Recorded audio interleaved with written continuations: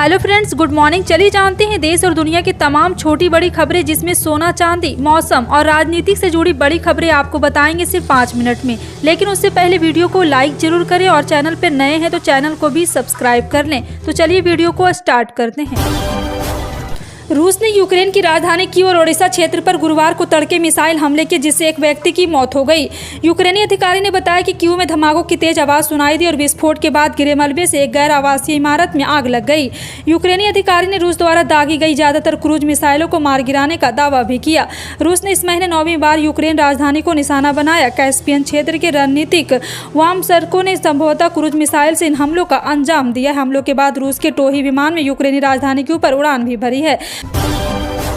बता दें, supreme court से पश्चिम बंगाल की ममता सरकार को बड़ा झटका लगा है। कोर्ट ने द केरल स्टोरी पर लगे बैन को हटा दिया है। मालूम हो कि ममता सरकार ने 8 मई को आदेश जारी कर पश्चिम बंगाल में द केरल स्टोरी फिल्म को दिखाए जाने पर रोक लगा दी थी।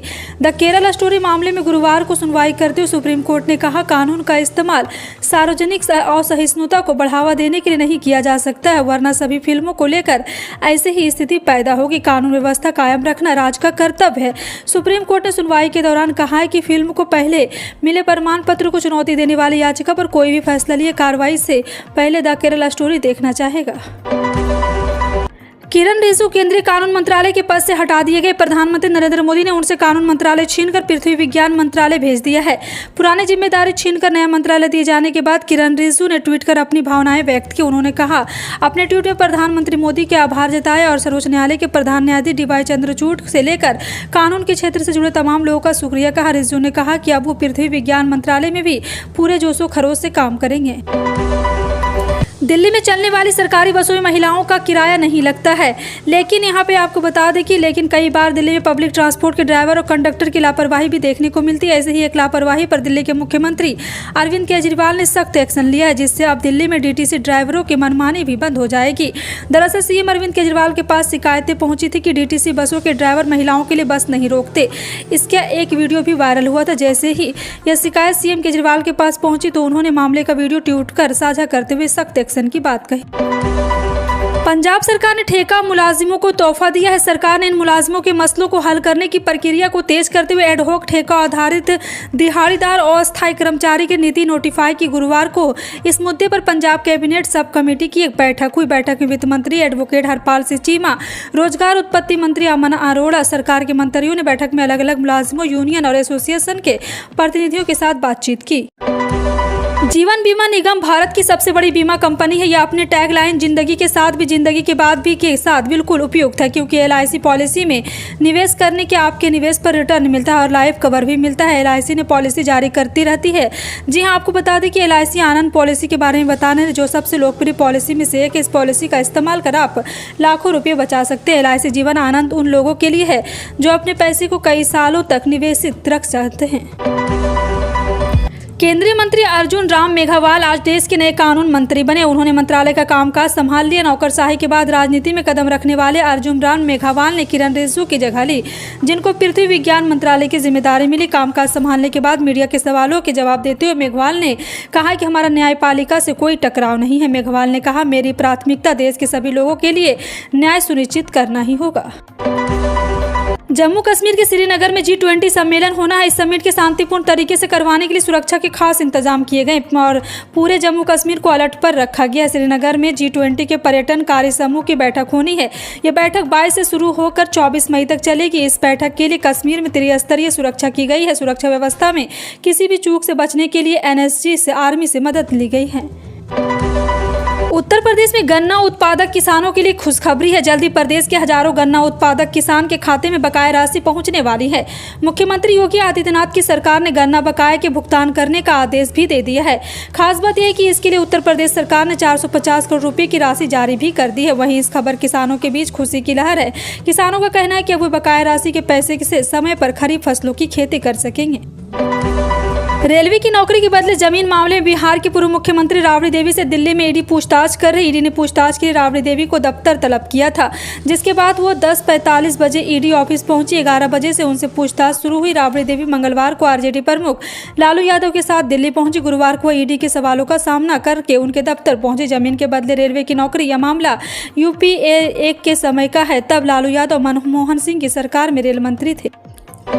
राष्ट्रीय राजधानी दिल्ली में भ्रष्टाचार का मामला एक बार फिर गर्म हो गया। इस बार कमान खुद एमसीडी की मेयर शैली ओबराय ने संभाली। उन्होंने इस मामले में मुख्य एसेसर कलेक्टर कुणाल कश्यप को पद से हटाते हुए उनके खिलाफ विजिलेंस जांच के आदेश दिए। मेयर शैली ओबराय ने कहा कि अभी तो यह शुरुआत है, जल्दी भ्रष्टाचार में लिप्त अन्य अधिकारी व कर्मचारी पर भी गाज गिरने वाली। कहा है कि एमसीडी में भ्रष्टाचार चरम पर है, इसकी वजह से यह संस्था घाटे में है। आईपीएल 2023 में प्लेऑफ की दौड़ बिल्कुल आखिरी मुकाबले तक पहुंच गई और गुजरात टाइटंस को छोड़कर कोई टीम प्लेटफॉर्म में नहीं पहुंच सकी। वहीं 2 टीमें टूर्नामेंट से बाहर हो चुकी है, जिसमें दिल्ली कैपिटल ने तो पंजाब किंग का खेल खराब कर दिया। अब यही काम कर सकती है सनराइजर्स हैदराबाद, जिसका सामना रॉयल चैलेंजर्स बैंगलोर से। बैंगलोर के लिए जीत बेहद जरूरी है, उसके बाद के लिए विराट कोहली का जलना भी जरूरी है, लेकिन ये इतना आसान नहीं होगा। जातिगत जनगणना के मुद्दे पर सर्वोच्च न्यायालय ने कोई सुनवाई करने से इनकार कर दिया है। सोशल मीडिया में इसी तरह से प्रचारित किया जा रहा है और इससे जैसे कि इस मामले पर बिहार सरकार की हार हो गई और अब जातिगत जनगणना नहीं की जा सकी। लेकिन संविधान विशेषज्ञों का मानना है कि सर्वोच्च न्यायालय में हुई आज की सुनवाई को किसी पक्ष की जीत या हार की तरह नहीं जाना चाहिए। यह केवल एक प्रक्रियागत मामला है। आगे की सुनवाई संवैधानिक स्थितियों को देखते हुए सर्वोच्च न्यायालय अपना कोई भी निर्णय सुना सकता है। ओडिशा में गुरुवार को एक साथ 2 सौगात मिली है। आपको बता दें, गुरुवार को प्रधानमंत्री नरेंद्र मोदी ने वर्चुअली पूरे हावड़ा वंदे भारत ट्रेन को हरी झंडी दिखाई। तो वहीं रेल मंत्री वैष्णव ने कहा है कि जनवरी-फरवरी तक ओडिशा में दूसरे वंदे भारत रेलवे ट्रेन चलाने की योजना है। प्रधानमंत्री मोदी के कार्यक्रम के बाद पूरे रेलवे स्टेशन पर कार्यक्रम को संबोधित करते हुए केंद्रीय रेल मंत्री अश्विनी वैष्णव ने कहा, रेलवे ओडिशा में वंदे स्लीपर और वंदे मेट्रो शुरू करने की योजना बना रहा है। पश्चिम बंगाल के पूर्वी मेदिनीपुर जिले के एगरा में एक अवैध पटाखा फैक्ट्री विस्फोट होने के बाद भाजपा ने इस मामले में एनआईए जांच की मांग की थी। एनआईए जांच पर राज्य सरकार ने भी कोई आपत्ति नहीं जताई थी। इस मामले में कलकत्ता हाईकोर्ट ने पश्चिम बंगाल सीआईडी को अपनी जांच जारी रखने की अनुमति दे दी है। सीआईडी अब जांच कर तय करेगी कि विस्फोटक अधिनियम पर मामला शुरू किया जा सकता है या नहीं। हाल ही में हुए कर्नाटक विधानसभा चुनाव में जीत हासिल करने वाली कांग्रेस अभी भी राज्य में सरकार बनाने की प्रक्रिया में, लेकिन कुछ हिस्सों में लोग पहले से ही पार्टी द्वारा किए गए वादों को पूरा करने की मांग कर रहे हैं। कांग्रेस के प्रमुख चुनावी वादों में 200 यूनिट मुफ्त बिजली देना था। आपको बता दें कि अब कोप्पल, कलबुर्गी, चित्रदुर्ग जैसे जिलों में गाँव के लोगों ने कथित तौर पर बिजली बिलों को भुगतान करने से इनकार कर दिया। लोगों का कहना है कि अपने बिलों का भुगतान करने की आवश्यकता नहीं, क्योंकि कांग्रेस ने सत्ता में आने पर उन्हें मुफ्त बिजली देने की पेशकश की है। प्रधानमंत्री नरेंद्र मोदी ने वर्चुअली पुरी और कटक रेलवे स्टेशनों के पुनर्विकास की आधारशिला रखी और कई रेलवे परियोजनाओं का शिलान्यास कर राष्ट्र को समर्पित किया है।